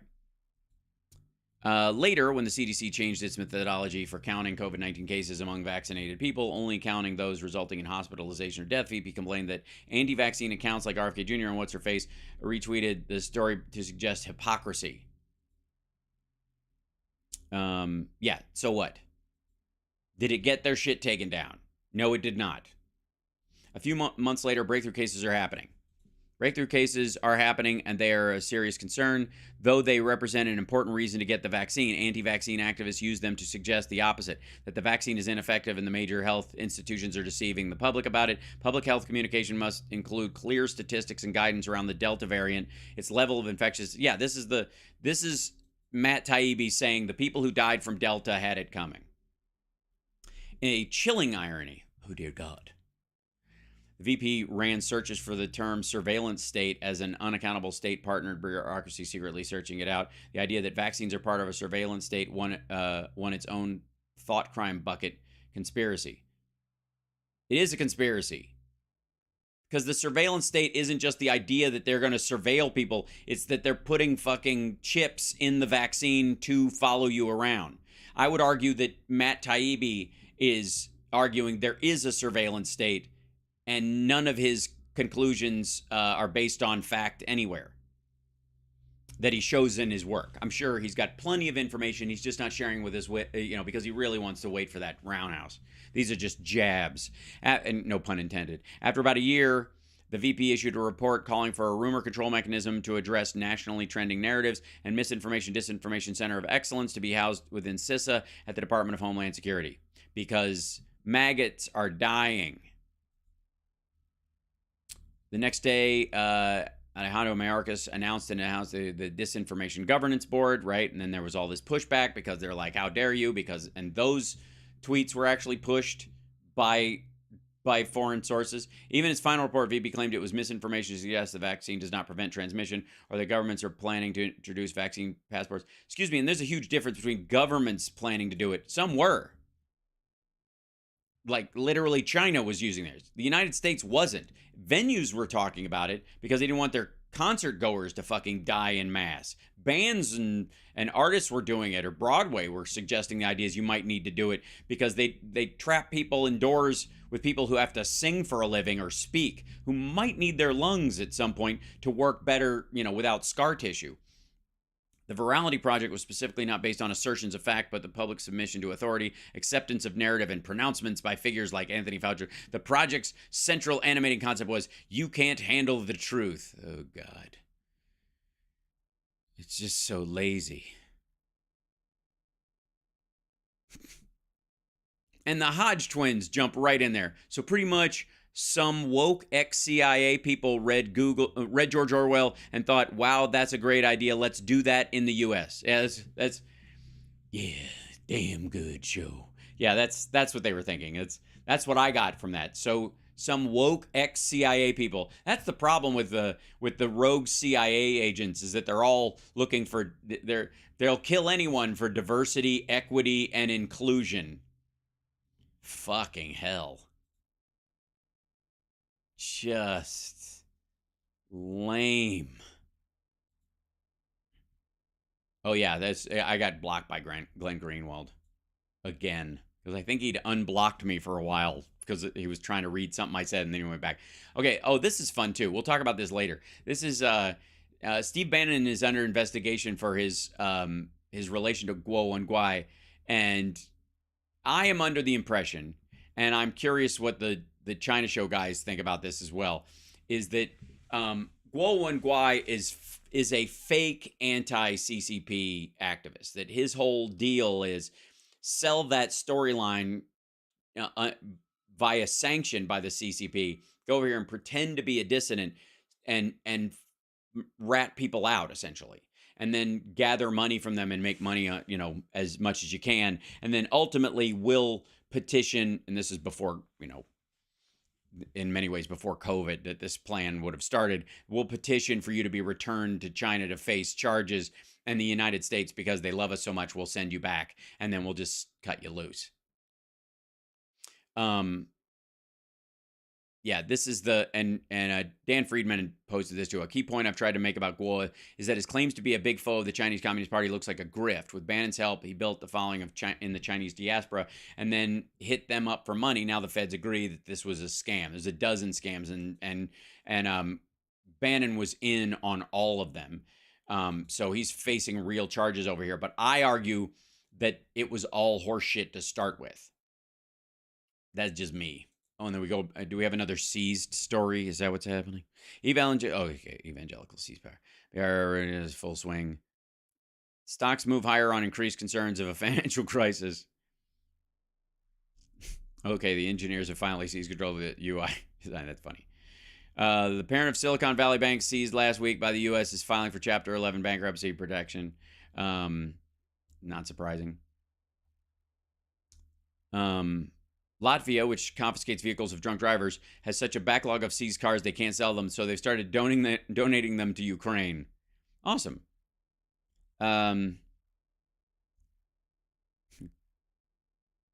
This POTUS has seized more drugs, had more apprehensions, 151 terrorist arrests, 17.5 billion in the budget. Mexico will pay 1.5 billion towards infrastructure. The GOP manufactured border crisis, just another asinine lie to detect from the GOP treason, lack of solutions. Medicare theft, I think, is where you're going, but sure. Yep, there you go. Authorities seized a total of $634 million from 21 different bank accounts. Of that amount, more than 2.7 million was held in the Getter account. Oops. Chinese billionaire funding conservative social network Getter arrested for crypto fraud. Oh, the fallout. See, when there was all this money, so that the crypto, when you got enough money, you can kind of stave off them coming for you. When crypto's riding high, you can stiff arm the law. But once once it ate shit, everybody was like, uh-oh. Yeah, exactly. I think Bannon is backed by the CCP, and it's a rope-a-dope. Because that's what you would do. I mean, how do you think undercover works? Bannon's, just him laughing as he talks to Mike Pillow and Trump about this stuff. He's not that good an actor, so he has a hard time not laughing in their fucking face. I think that's because he knows he's bullshitting. One of the most moneyed men in Donald Trump's orbit has just been charged by the U.S. for fraud. Guo Wonky, a Chinese fugitive living in the U.S., alleged Chinese fugitive, I would like to say, was arrested on Wednesday and hit with a series of wire fraud, securities fraud, bank fraud, and money laundering charges. The billionaire fled China in 2014, has been living in New York. He's been sought by China's government. Sure he has. He's been in international waters a bunch of times, and they haven't been able to get him. Weird.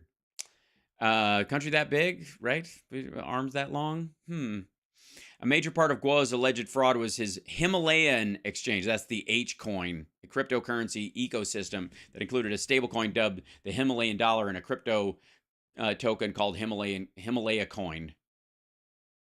Which, by the way, just the fucking Tibet, it's just gross. Guo has presented Himalayan exchange as an opportunity for investors to make money and overthrow the Chinese government via crypto. In reality, their investments were, it appears, going directly into Guo's bank accounts. Guo allegedly built $260 million out of his victims under the scheme. Since arriving in the U.S., and by the way, who does that benefit? Now who's going to invest in people who are trying to, subvert the CCP internationally? Chinese people in the diaspora that are in other countries who are trying to push back against the CCP's control. If they reach out to people to invest or try to create a situation where they can, this is going to be the story that folks tell each other. This is going to steal your ass. It's a scam.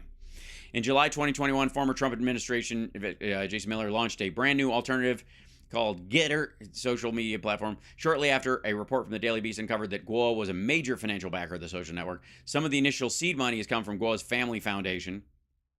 Yeah, the people give into it for his family. However, according to an indictment filed by the U.S. Department of Justice, a large chunk of Guo's ill-gotten funds were held in a bank account in the name of Getter USA Incorporated.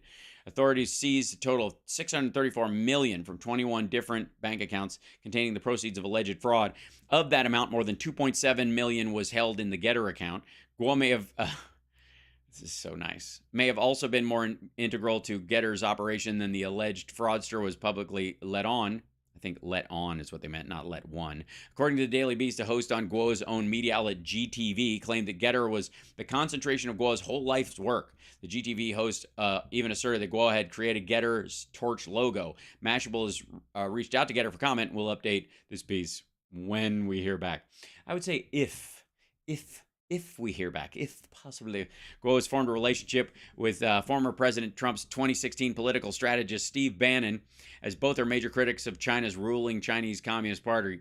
We'll see. In fact, when Bannon was arrested by authorities on fraud charges in August 2020, it was on Guo's yacht that he was apprehended.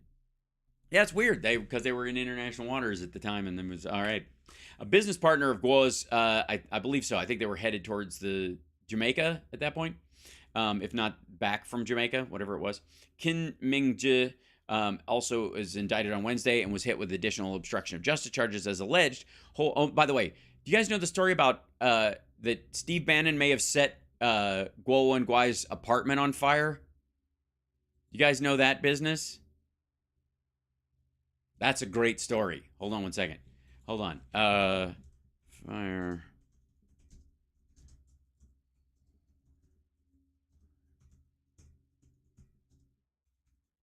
So there is, curiously enough, let's see. Yeah, this is the Daily Beast one. There you go. Mysterious fire breaks out at hotel where Bannon pal Guo Wenguai was arrested.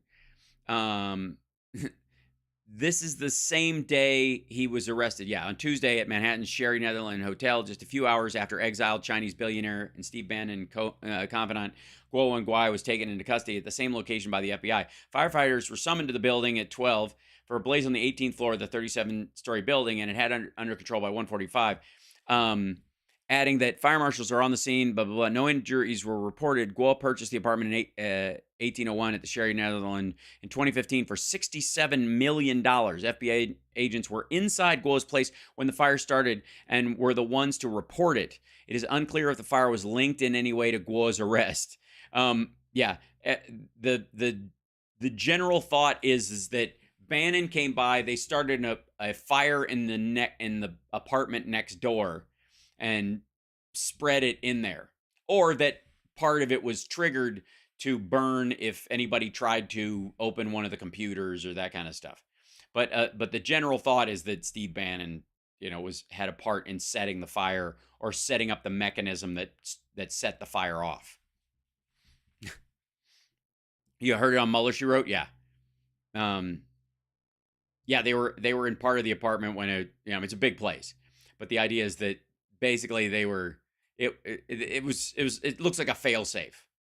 Yeah, like conspiracy theory, exactly, Slayer Chick. Yeah. And Guo would always put a beer bottle on his doorknob when he would come in and put it under the lock so that if anybody tried to turn the knob, the beer bottle would fall and break on the floor and he could tell. Yeah. It is a good day to indict Trump, it's true. The Mission Impossible tape. Did you miss anything interesting? Lots. I mean, come on, it's been a big show. The show has raced by today. We're already at 10:38. Only got 20 minutes left, and we've been talking nonstop, and it's pretty good. And don't forget to like and subscribe. It's the morning show. Hooray! Good for you. Yay! No Monday morning show. Radio tomorrow though, and this afternoon we will be dealing with Robert F. Kennedy on Jimmy Dore and possibly some Alex Jones. Hunter Biden. Yeah, good stuff. Dubba-de-doo. An NFT shirt. Oh, thanks. Yes, you should buy the NFT shirt too. That's a good idea.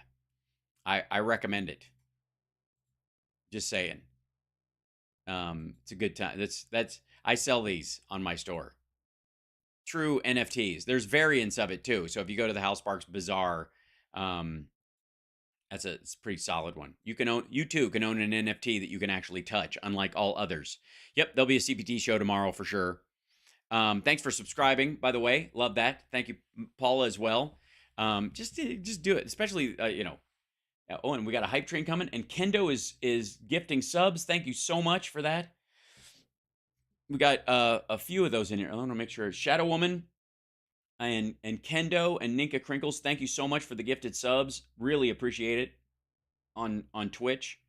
We're getting there. See, our numbers drop. I think it's the green shirt. I think maybe I should do a thing where if we, at 50K, I'll, take the shirt off. If we can hit 50,000 subscribers today, I'll unbutton my shirt for every 500 we get closer to that goal. Or put it back on, depend. Yeah. Hal has some racist followers. Do I? Well, I do have trolls that follow me, sure. That I wouldn't count them as genuine followers. You know what I mean? They don't listen to what I say or believe what I say or care about what I say. They just kind of follow me around. Groomer, yeah. So Getter is CCP run. Well, it's bouncing money, yeah. We've already seen you with your shirt off so much. That's true. But that was 20 years ago. Does he still look as good? There's only two ways to find out. Yeah. I'll play some sax music at the same time, right? No, the green shirt is good. All right, excellent. Thank you. Wouldn't it be funny if I was like wearing like the green bodysuit under this, and when I undressed it, I just became invisible? What is bouncing money? It's when you take you take money and you send it to this account or this person, and they send it to this person, and then they send it to this person. It eventually gets to where you intended to sell it, and everybody takes like either a shave off of it or does it as a favor to pass the money on. Right. Better have nipple tassels. Right. Yay. Thanks, Suffocated by Cats. It's pretty sweet. It's a good gag, I have to say. I'm very proud of it. All right, back to our so Bannon is also going to be charged in this shit as well. FBI agents execute a search warrant of former Governor Larry Hogan's ex-chief of staff. Prosecutors say he stole hundreds of thousands of dollars from the state. He's also charged with illegally recording a 2020 phone call with other top advisors to Hogan. Ooh, that's rough. Seized equals apprehended equals did not make it over the border. Stop your fear mongering. Yeah, that's they like Biden is seizing all this stuff, and they're like, how dare he? Like, asshole, that's what he's supposed to do. Yeah, this is an ongoing thing. How a small bank became a go-to lender to the Trump family. Now it's been seized. New York prosecutors have access to financial records. What? Without a subpoena. Oh. Which one are we talking about? Oh, Signature Bank. When Michael D. Cohen needed $17 million to buy a Manhattan apartment building in 2015, he went to Signature Bank. Oh my God, are these all tied together? This would be so good and so exciting. It was very fun. All right. Signature had existed for less than 2 decades, and compared with some New York rivals, it was a small player occupying unglamorous niches.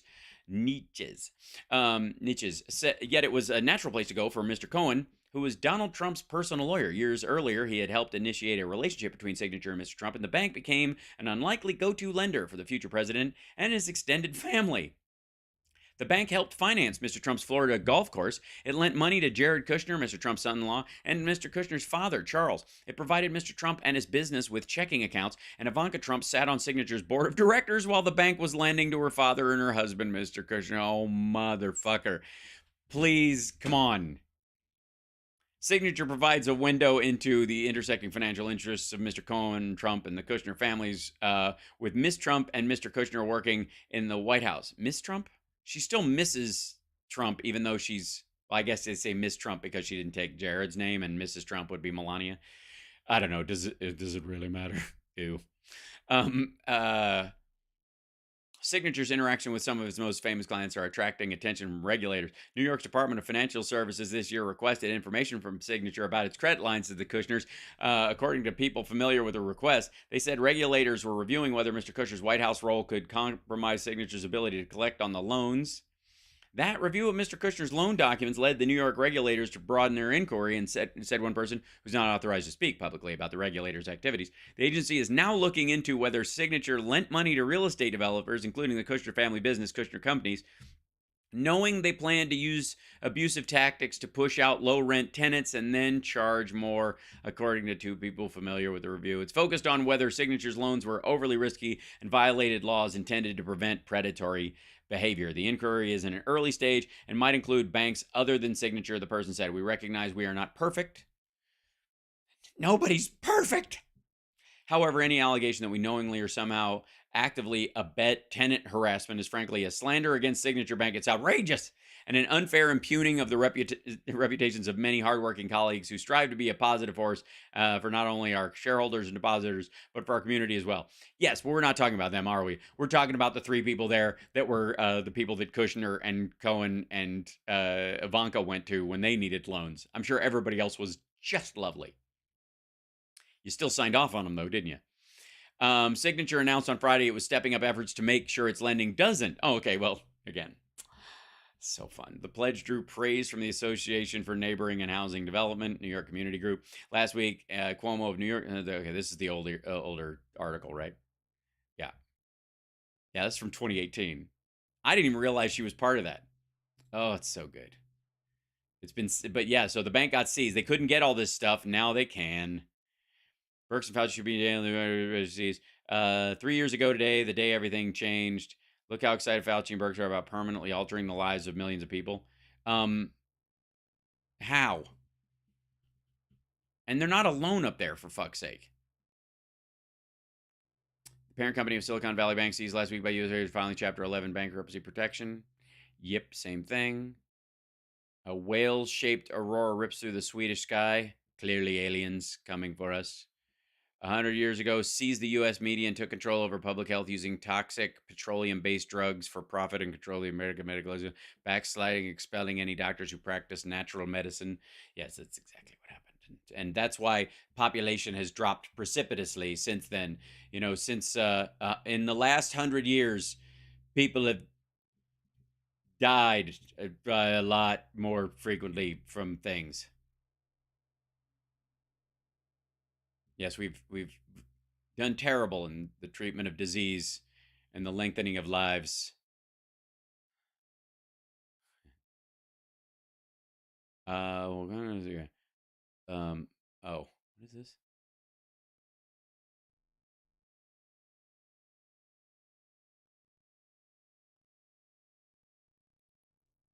Right, they realize the Trump crime aren't Irish Americans. They're not Irish. It's my island. Yeah, so that's the seized part. That'll be a big broken part. And then the ICC, we saw that. Hunter Biden, everybody's like, well, but he got $1 billion and you're worried about that shit. Hunter Biden exposes dad to 24 dirt with laptop from hell suit. Oh, because he's suing this dude to put up or shut up. The discovery is gonna be amazing. There we go. Counterclaim accuses John Mueller, 6 others of invasion of privacy. Hunter is seeking a jury to determine any compensation, punitive damage. 42-page filing goes into significant detail about how the data was obtained and distributed. According to Hunter's argument, even if MacIsaac did possess his unclaimed laptop, Delaware law would have limited his capacity to access and disseminate the data contained in it.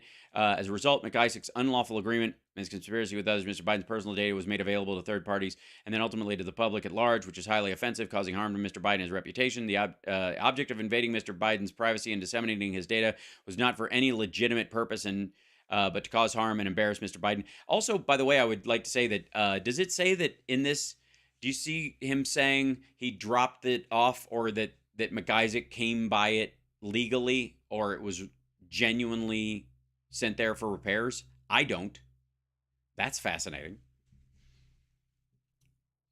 It just said he got possession of it, not how. Interesting. Yeah, that's going to be a rough one. Also, that dude's going to be like, I lost my business. Yes, because no one's going to drop their laptop off at your fucking office or your repair shop if you're just going to sell the data. Dope.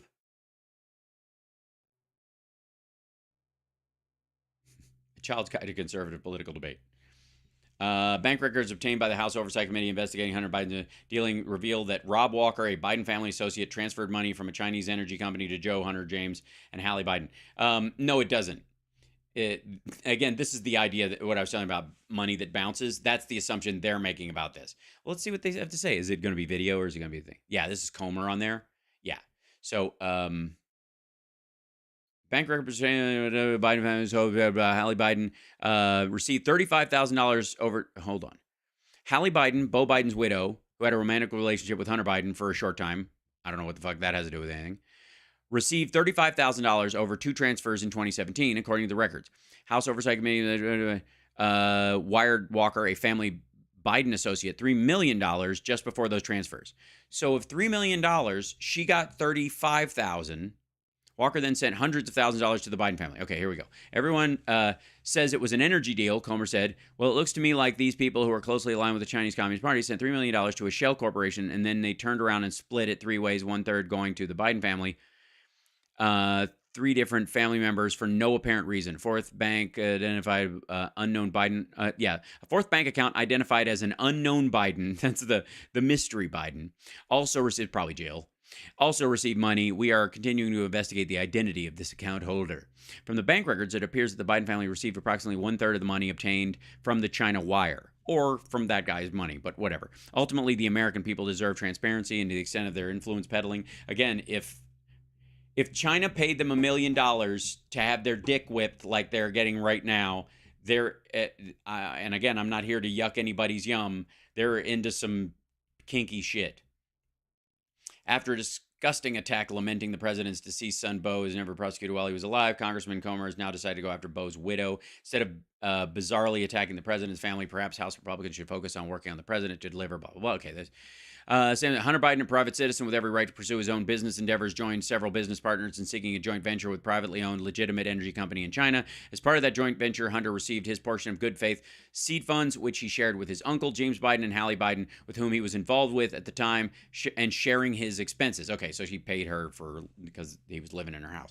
The accounts so dramatically listed by Comer belonged to Hunter, his uncle, and Hallie, nobody else.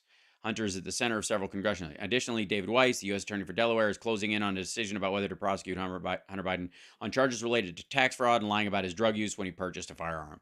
Yawn, especially coming from Republicans who believe that you should be able to be drunk, crazy, and a felon while you buy a gun. Hey, look at this. It's a picture of Rudy and Miles Guo of Guo and Guai. That's hilarious, Brooklyn Dad. Posted this. This is Miles Guo and Rudy Giuliani. This is Miles Guo and Rudy Giuliani celebrating their dubious handoff of Hunter Biden's laptop. Miles Guo was arrested today for a massive $1 billion fraud conspiracy scheme.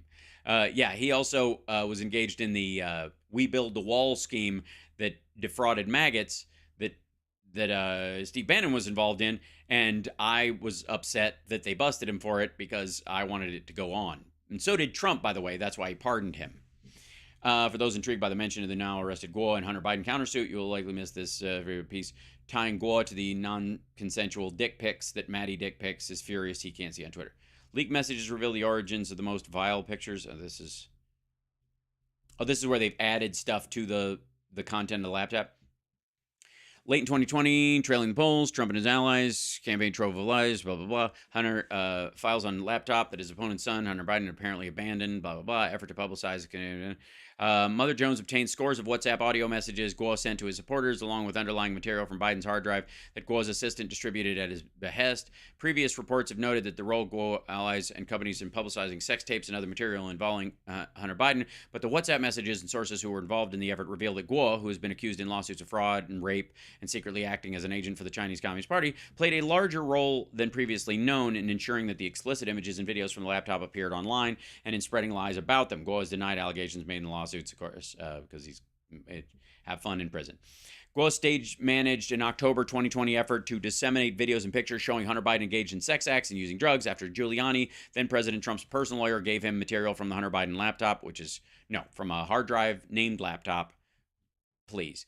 Guo issued detailed instructions to 2 WhatsApp groups that include dozens of Guo supporters. Guo directed these supporters to package, post, and promote hundreds of explicit images. The material Guo publicized seems to be real, but he instructed supporters to couple it with false claims that it came from Chinese sources and that the Chinese government had used it to obtain leverage over Hunter Biden and his father. We have to express the Chinese Communist Party used these to threaten Hunter and Joe Biden. Again, if it's blackmail, it only works if you don't show it. Once it's out, game's up. What is there to blackmail the Bidens with now? The entire contents of the laptop are available online. What is it? Why would they do the Chinese any favors? Why would they turn it loose unless they weren't, I think is the argument. If the Chinese were hoping that Joe would be president and that, Hunter's issues would be hidden to get Trump out of the way, then why would they participate in disseminating? It's so lazy. Recently renewed, which Biden reportedly left in Wilmington and never picked up. Giuliani said he obtained a copy of the drive, blah, blah, blah. Last week, the Washington Post reported that it used cryptographic signatures to verify thousands of additional emails from the Biden laptop are real. Yeah, the fucking coupons from Bed Bath & Beyond. Other publications have reported that a Justice Department probe in his business dealings have recently picked up. Citing these, Republicans jumped on this, blah, blah, blah. This was where Guo came in. After getting rich in Chinese real estate, Guo had fled China in late 2014 ahead of fraud and corruption charges in the U.S. He began using the name Miles Kwok, joined Mar-a-Lago, reinvented himself as a vocal critic of the Chinese Communist Party, using YouTube and Twitter to issue colorful, unproven claims that the corruption and sexual hijinks among Chinese elites, unproven but more than likely real, but whatever, doesn't matter. These charges won Guo lots of press, tens of thousands of ardent supporters in the international Chinese diaspora, and friends among U.S. conservatives. Guo, facing Chinese efforts to have him extradited, hired Bannon in 2018. And then he formed G News and GTV, a mostly Chinese language video streaming site. Guo used his network to advance bizarre false conspiracy theories about COVID and other topics. Claimed last year that China is manipulating COVID vaccines in a plot to kill Jews because the CCP wants to gain control of all aspects of the world, and the Jews are in their way. Adorable.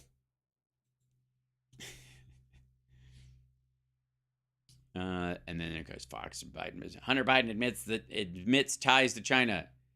What? They already talked about this. I have to scroll past this because I think there's nudes and whatnots from the laptop. Again, non-consensual nudes appearing on Twitter. It's good time. But the absolute truth. We should probably look into this show for, what do you think? This is on Lindell TV. The Biden family's corruption appears to be endless. President Donald Trump's spokesperson, Real Liz USA,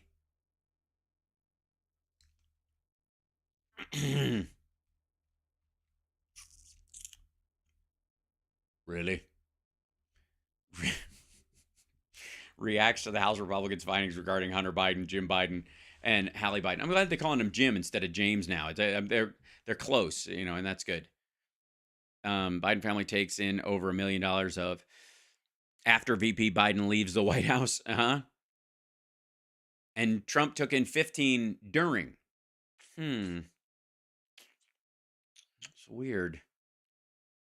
Sought for testimony after moving money. Okay. Hunter Biden business partners sought for testimony after moving money to the Biden family. House Oversight seeks testimony from Hunter Biden partner. Yeah, go for it. Republicans try murder about Hunter Biden deals in China. Dwarfed sized by the deals the Trump family has done with the Chinese Communist Party. DOJ announces there'll be 700 to 1,200 more arrests of the violent insurrection Trump launched. True. Brian Crescentian. Those people get fed up with Fox News and ultra MAGA Republicans spewing falsehoods about Hunter Biden. And I clear up the misinformation in under 2 minutes. Excellent. 10 held for H by H for the big guy. We'll check that out later. Again, it's so good. Breaking, Hunter Biden admits the laptop is real. Hunter Biden finally suing the computer store owner who found his abandoned laptop. That's interesting. Found. Why does Carl Becker say found? That's a weird word. It's almost as if it's not real. It's an accumulation of things that were both stolen, both here and at Burisma, when the Russians hacked the Hunter's phone and the servers at Burisma, and then he found it. He found his abandoned. He was just walking down the street in front of his own shop, and he found his abandoned laptop. That's weird. Why would you use that word if you're trying to sell this idea? And breaking, Hunter Biden admits the laptop is real. No, he doesn't. He admits the material, the nudes of himself are real. How they were disseminated by this guy and Rudy Giuliani is the part he has an issue with. Not the admission that that's even his laptop for real, that the one that they have or had is actually his. Filed a countersuit regarding alleged dissemination of Biden's electronic data and notified a federal judge of their intention to seek depositions from Steve Bannon and Rudy Giuliani. Oh boy, this is going to be good. Oh, it's so good. I'm standing by it. There is no Hunter Biden laptop. I'm just telling you right now. That's it. Oh, hashtag there is no Hunter Biden laptop. And he knows it, and they now know where the source was. Also, Driftglass was also blocked by Glenn Greenwald. I got to button up the show, but I want to invite you guys later on this afternoon to Hal Sparks Mega Worldwide, 3 o'clock Pacific time, PM for a couple hours. You and I will have some fun. We're going to have some fun. And then tomorrow, the radio show, Hal Sparks radio program, Mega Worldwide on WCPT radio in Chicago. I live stream it here as well. If you're new and you haven't seen that before, enjoy, share clips, show people that you like the thing, get mad at me, post things that I've said that really upset you, like there is no Hunter Biden laptop, and have people at me, because these days we know that apparently being right and being, I guess timid in your correctness about things is no way to get ahead. You have to upset a bunch of people. That apparently is the only way social media works, because then you get the people who support you and the people who hate you all doing the same boost at the same time. At some point, I've got to find a way to become, controversial. So yeah, and and so I will see you guys later on this afternoon. No Monday morning, no morning show. As a matter of fact, just because we just saw Driftglass and the folks over at Crooks and Liars are so wonderful that I would like to have him and Blue Girl on here at some point. I think they'll be a good morning guest. We'll make that happen. Anyways, take care of yourself and take care of somebody else. Have a great morning, and I will see you soon. Okay, bye.